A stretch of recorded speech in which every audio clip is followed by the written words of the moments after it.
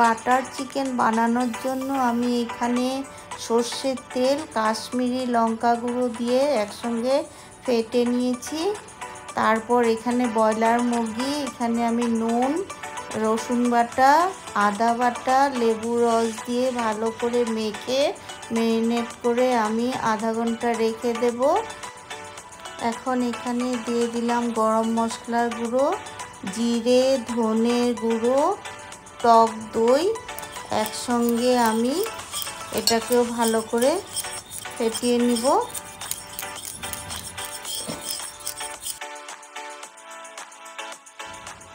তারপর চিকেনগুলো ভালো করে আমি চিপে চিপে, যেন জলটা না থাকে সেভাবে আমি চিকেনগুলো একসঙ্গে ভালো করে আবার ম্যারিনেট করে আমি রেখে দেব 15 মিনিটের মতন।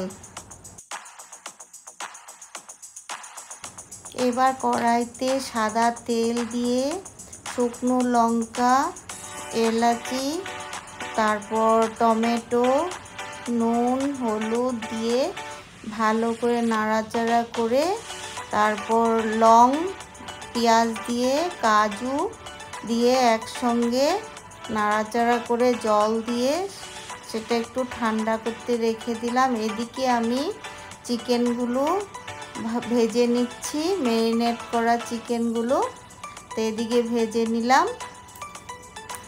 এদিকে আমি আবার কড়াই বসিয়ে বাটার দিয়ে, তারপর ওখানে রসুন পেস্ট আর আদা পেস্ট দিয়ে মিক্সচারে সম্পূর্ণ বেটে আমি দিয়ে দিলাম। কস্তুরি মেথি দিয়ে এদিকে ভেজে রাখা চিকেনগুলো দিয়ে দিলাম। তারপর আমি এখানে দিয়ে দিলাম আমুল ক্রিম।